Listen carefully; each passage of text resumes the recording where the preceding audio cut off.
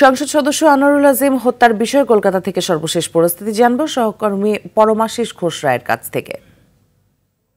নগদে ৫০০ টাকা বা তার বেশি পেমেন্টে পেতে পারেন ঢাকায় জমিসহ ২০ কোটি টাকার পুরস্কার। সর্বশেষ আপডেট, জেরা করে জিহাদকে জেরা করে জানা গেছে তাকে ৮০টা টুকরো করা হয়েছে, হাড় মাংস আলাদা করা হয়েছে, তার মুখটাকে নষ্ট করে ফেলা হয়েছিল। একেবারে চাঞ্চল্যকর ঘটনা। সিআইডি আধিকারিকরা জানাচ্ছেন তার সমস্ত দেহের অংশ কিন্তু জলাশয়ে ফেলে দেওয়া হয়েছে বিভিন্ন জায়গায়, কলকাতার বাগজোলা খাল সংলগ্ন বিভিন্ন জায়গায়।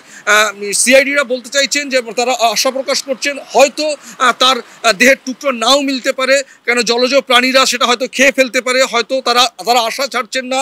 গতকাল সন্ধে পর্যন্ত কিন্তু ড্রোন দিয়ে, ডিজাস্টার ম্যানেজমেন্টের ডুবুরি দিয়ে তন্ন করে খোঁজা হয়েছে, প্রাণপাত করে কিন্তু সিআইডিরা খুঁজছেন এবং ডিজাস্টার ম্যানেজমেন্টকে কাজে লাগানো হয়েছে।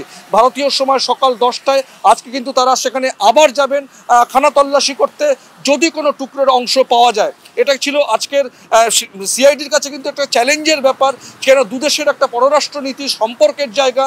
কলকাতা শহরে এসে একটা 4 বারের সাংসদ এভাবে খুন হয়েছে, এটা কিন্তু রাজ্যের কাছে একটা প্রেস্টিজ ফাইট।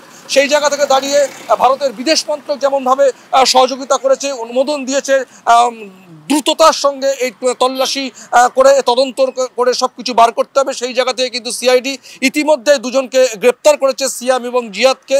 সিয়াম এবং জিহাদ দুজনে মিলেই কিন্তু এই কষায়ের মধ্যে তারা অংশীদারিত্বের কাজ করেছে। মূলত জিহাদই এই মূল পান্ডা এবং তিনি যার পারমিশনে এই কাজ করেছে, আখতারুজ্জামান, সে কিন্তু এই মুহূর্তে মার্কিন প্রবাসী এবং ইতিমধ্যে আমরা জেনেছি বাংলাদেশেও কিন্তু 3 জন আটক হয়েছেন, তাদেরকেও 8 দিনের রিমান্ডে নিয়েছে। সেই জায়গা থেকে আমরা সারাদিন ফলো আপ থাকবে আমাদের, যে শেষ পর্যন্ত তদন্তের গতি প্রকৃতি কোন দিকে যায়। দর্শক, এতক্ষণ কলকাতা থেকে জানাচ্ছিলেন পরমাশিস ঘোষ রায়।